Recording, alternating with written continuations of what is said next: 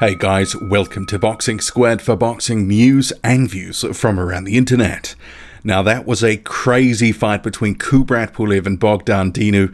Pulev overcoming adversity, a very nasty cut sustained in the fourth round. Dinu dominating in that round, trying to get Pulev out of there. Pulev obviously distracted by the cut, but he comes back, he rallies after a round, he gets his bearings, and then ultimately he stops Dinu in the seventh round. 3 knockdowns in that round, and it wasn't without controversy. Pulev deducted a point in the seventh round for the first knockdown, lands a flurry of punches on Dinu, drops him to the canvas, but then he follows up with another punch and lands it on the back of Dinu's head. Although it must be said, Dinu, right throughout the sort of flurry as he was dealing with it, was, sort of bobbing and weaving, ducking and diving, and his head was perilously low the whole time. But as he went down, Pulev followed up and got him right on the back of the noggin.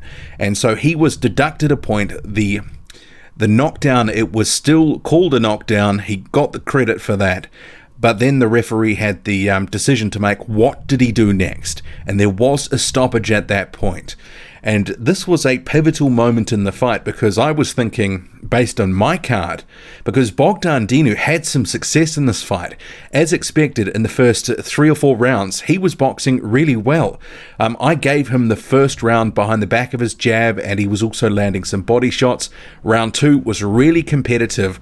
And this was the thing. Bogdan Dinu, a very decent boxer, always expected to actually show up for the first few rounds at least, but if it went later, what would happen? Because he quit against Jarrell Miller, and there was a bit of it in this fight. So if it went to the cards, I was thinking it'll be interesting to see what happens here, because round 4 was clearly a Dinu round, but Kubrat Pulev really started to take over from round 6, and then that first knockdown, but the referee actually ruled it an accidental foul. He said it wasn't deliberate, and if they did have to stop the fight, they would actually go to the cards.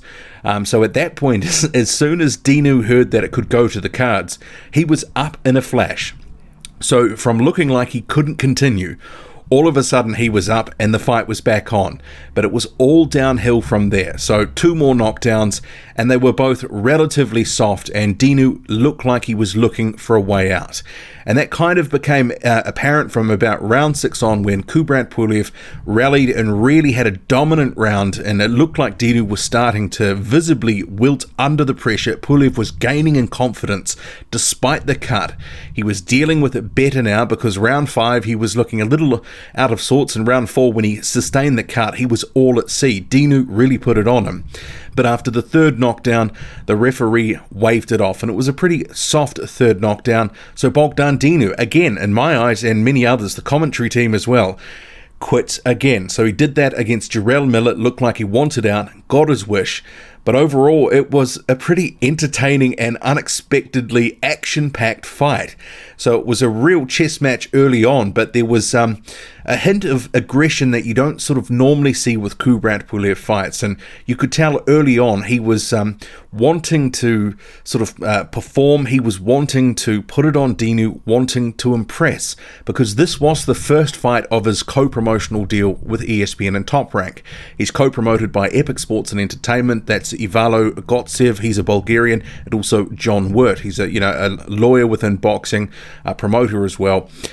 So this was his first fight on American soil under this new deal. And with his IBF status and trying to sell himself to a new audience, an audience that largely wouldn't have known him, and it was kind of the way that they sort of pitched the coverage as well, was basically Kubrat Pulev was an unknown to many boxing fans, and Dinu was someone that no one had ever heard of. It was a little bit cringeworthy, the way some of the coverage and the way that Kubrat Pulev was portrayed. At one point, they kind of sort of said, with Anthony Joshua and a Kubrat Pulev fight, whenever it does happen, they effectively compared Kubrat Pulev to Buster Douglas. If he fights Joshua and wins, it's sort of on that level. And I was thinking at the time, I was just like, man, this guy's been one of the top contenders for the past, most of the past decade. I was thinking it's a kind of disrespectful to basically sort of say he has zero chance against Anthony Joshua.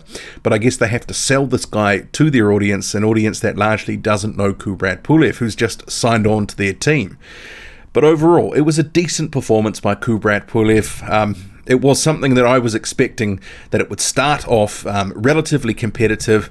Dinu, behind his boxing, because he's got decent skills, would able to be able to match it with Pulev for a number of rounds before starting to gas, starting to fade, starting to wilt, and eventually looking for a way out. And apart from the drama in the fourth round with this very nasty cut, sort of Y-shaped cut, which was just, he was bleeding like a stuck pig. Apart from that, it kind of went to script, but because we had competitive action early on, the drama of the fourth round, and then the drama with the knockdown, the first knockdown in the seventh round, it kind of had a bit of everything, and it was highly entertaining, and I really enjoyed that. But it looked like after round 6, when Pulev really dominated Dinu, it was only going one way, and I think many who would have been watching this kind of would have thought at that point, yeah, it looks like Bogdan Dinu isn't going to last too much longer. And I thought maybe he was hamming it up with that first knockdown, the one where he was tapped on the back of the head. And I shouldn't describe it as a tap, because it was a fully fledged punch and he was already down, so it was a foul.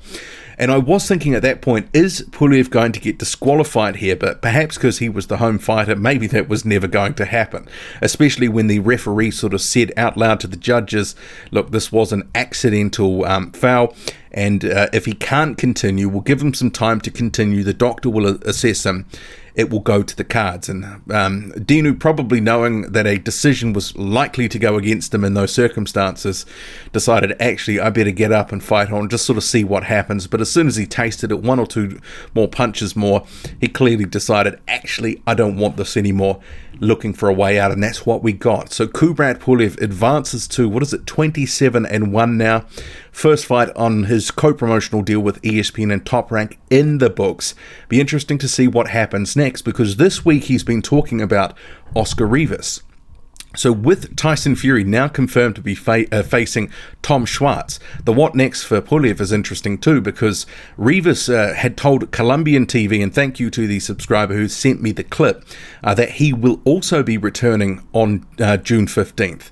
So if Rivas is fighting on that date, it's probably likely that he's fighting on the undercard of Fury's next fight, and that could possibly be against Kubrat Pulev. And they do have some history. Pulev lost to Rivas in the 2008 Olympics in Beijing, so there could be a bit of a storyline there to sort of promote and actually work their way. And actually, if Oscar Rivas wins that, he would be sitting pretty. And I think after the performance tonight against Bogdan Dinu, where at points Dinu was boxing and outboxing Kubrat Pulev, I think Oscar Rivas would probably favour himself to actually do okay in a fight with Kubrat Pulev. It certainly would be a fight that I'd want to see.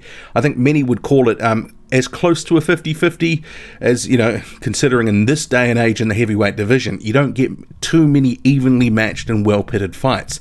And Kubrat Pulev and Oscar Rivas just might be that. Although Pulev, behind his jab, having the height and reach advantage, would probably be boxing relatively conservative to offset Rivas's, crunching power and trying to prevent him from closing the distance. It'd be a good fight, though. I'd like to see it. That could be the what next. But what did you make of it all? Had a bit of everything. Pulev overcomes adversity, a nasty cut, ultimately gets the stoppage after being deducted a point, and he moves on. Drop a comment, loud and often. Hit like, hit subscribe, follow me on Twitter, boxing_squared. I'm out.